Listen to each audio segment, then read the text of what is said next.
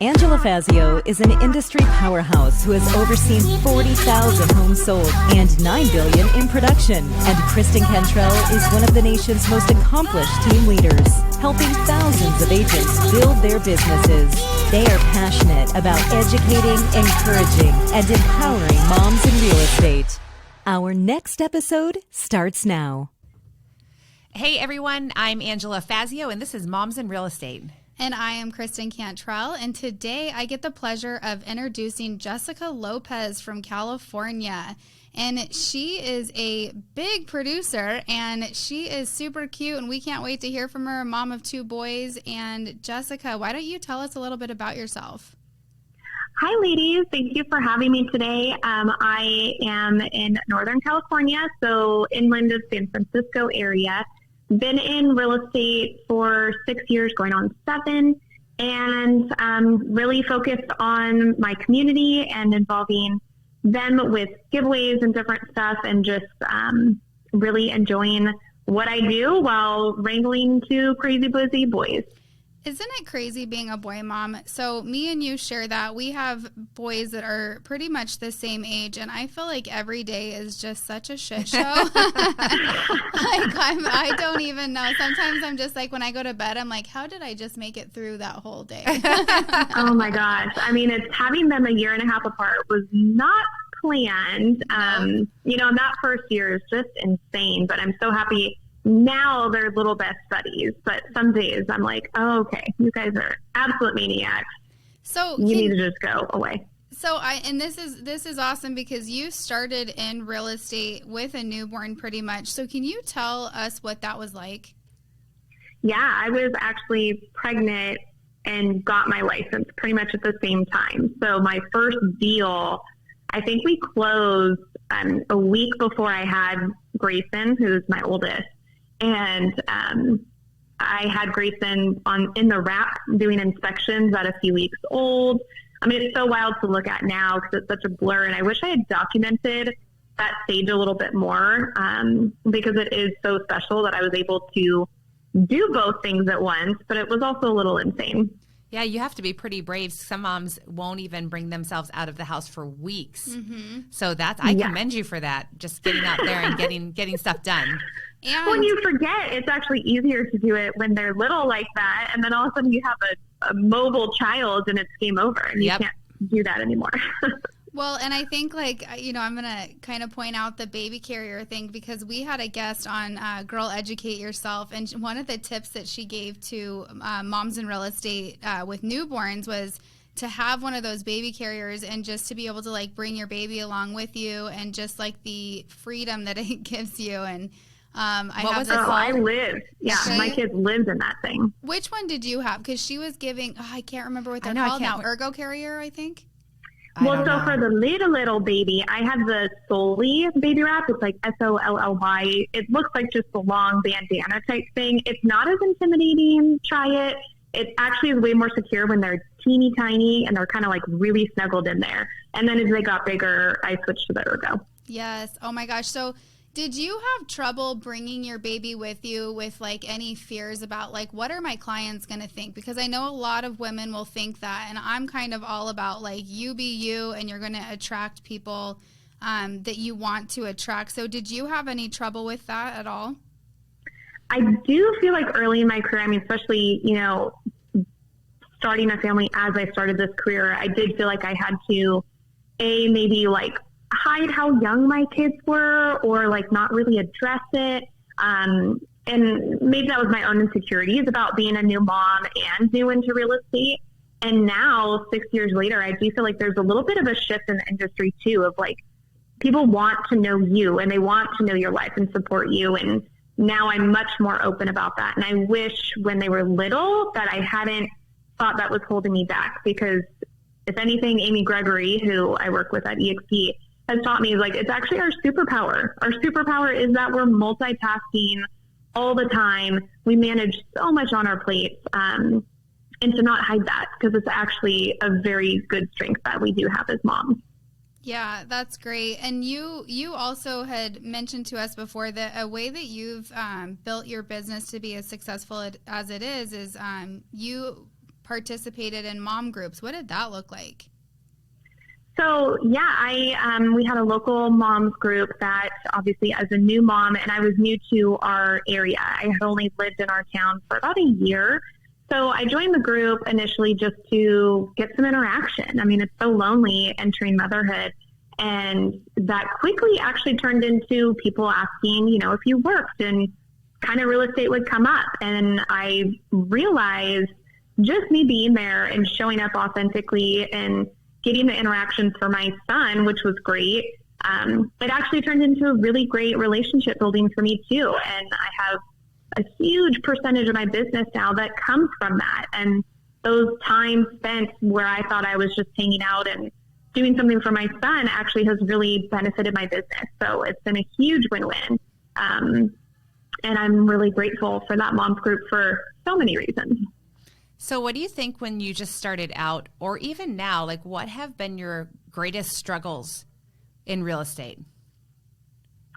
My greatest struggle, I feel like it's evolved every year. I feel like there's something different, and as the kids have gotten older, but for me, it was really balancing the two kids who were not in school full time. And my business has year over year grown, which has been a huge blessing, but it was finding the new balance. And, going into 2020, I knew that I was ready to kind of ramp up and start pursuing more business. My kids were both going to be in school full time, and then COVID. And right. That didn't happen. But my business still went in that direction. So my business took off. I had never been busier, but my kids were home. So that was a huge struggle. I just broke down and put them into a daycare kind of dynamic where they were able to do their distance learning from there because I was just too busy. So now, hopefully this year, they get to stay in school and we can find a better balance there. But I think it's always just that constant struggle as a mom to figure out, giving your kids attention and your job attention. And I don't think there's anything like work-life balance. I don't think that totally exists, but we can just try our best. Oh, I think work-life balance is a bad word. I think it doesn't even exist. I like what you said though, that, there's not just one struggle. I think that people think that as you progress in life, that somehow struggles get less and that if they, that magically things are supposed to get easier and easier. But if you don't embrace the fact that struggles are different at every turn and that it's just part of life, if you can embrace that, well, then it's coming and it doesn't surprise you and it doesn't bring you down. You just brace yourself and get ready for the next one. It's cool.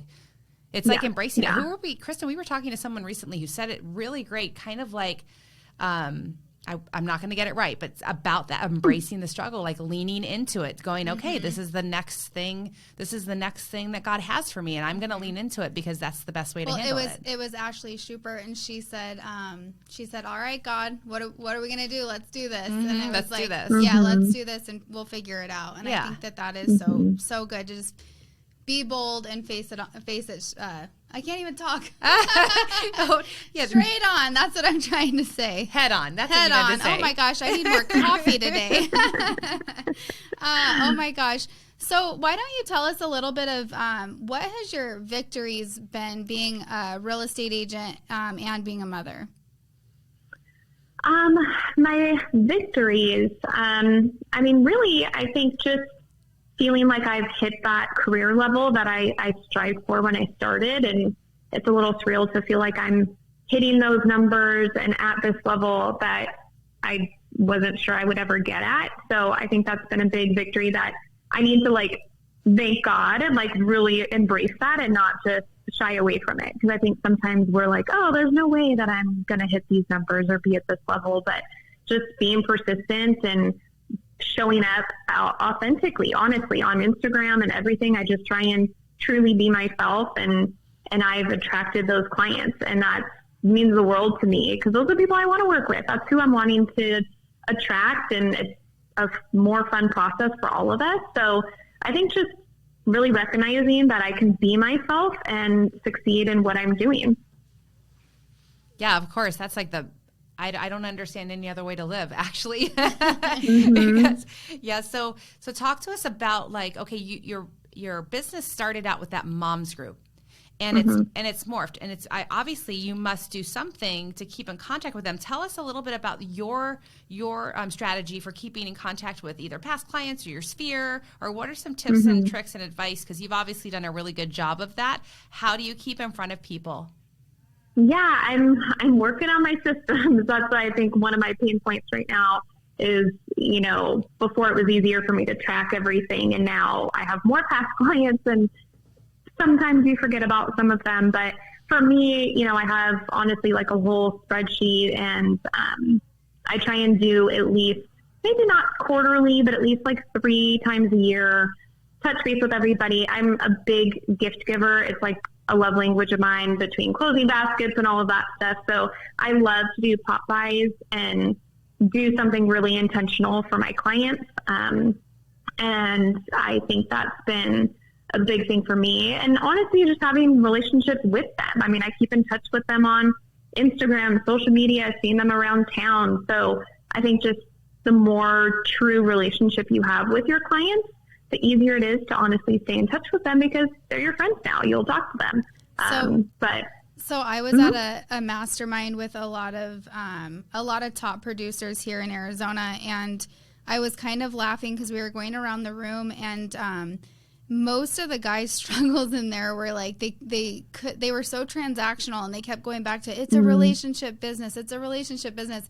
But they didn't enjoy that relationship building part of it. And so one of the guys, he's actually genius. He's like, I hired an experienced person on staff so that I didn't have to do that, because he wasn't good at that. So literally he had somebody on staff that would create the experience for the client and stay in contact with them, because he knew it wasn't good. But it's so funny because, I think that a lot of the people that are on our podcast, they just love relationship building. Like me, I love making friends everywhere I go. And so it's so natural for someone like you or I or Angela or a lot of the moms that are listening. But it's funny when you listen to people who it's like they're not good at it, and they have to remind themselves to do it. So I think that's totally. Kind of well, right now, Kristen and I are obsessed with this book called Giftology. So actually, not just the two of us, our whole friend circle.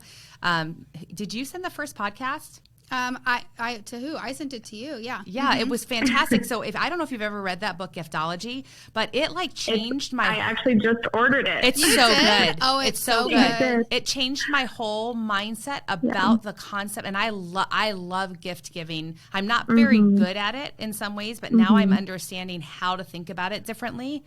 Unbelievable book. You're going to love that book. It's funny because when you read it, you're going to be like, you'll be obsessed with it. And what I'm finding is it's slipping away from me already, because I suck at giving gifts. Like, I just want to be around people. So it is an intentional process that you have to really like time block for. But I love what they say is that it's not about the gift. It's about the gift is just, it's delivering the emotion, which you have to remember, because sometimes I get so hung up on, what do I get for these people? But just like your Popeyes, right? Popeyes are usually cheesy little things, right? But it's not about the cheesy little thing. It's about you being able to stay in contact and reconnect with them. Be memorable. Yes. Totally. Well, and that's where I really started to like curate even my closing basket. I have a background in hospitality, so maybe that's why I enjoy doing this stuff a little bit more too. But it's like I've started even with my closing basket being super intentional on what I'm giving and supporting local businesses. So now I have like a candle that has like, I made it, it says this smells like home, and it's got Homes by J-Lo on it. And that's like part of my gift basket from the closing, a local candle lady, and just using pieces that are local. So it's like awesome for me. I'm giving intentional little gifts that are also supporting a local business, and just full circle. I'd rather support them than Target. Yeah, absolutely. So wait, I want you to give a little golden nugget to the audience. So what is your favorite Popeye that you do? My favorite pop buy that I've done, actually this year, was a super cute one that I did. I did it for the last day of school, and I had a local baker make her amazing s'mores cookies.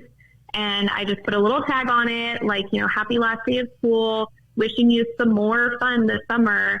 And people loved it. And it doesn't take a lot to do something that's just cute and intentional and super sweet. So if you don't do pop buys, do something. People love it. Just a small gesture means a lot. It really does. It goes a long way. Well, you've been great on here today, Jessica. Is there any advice that you would give to a mother out there that's either thinking about getting into real estate or maybe is in real estate and is struggling?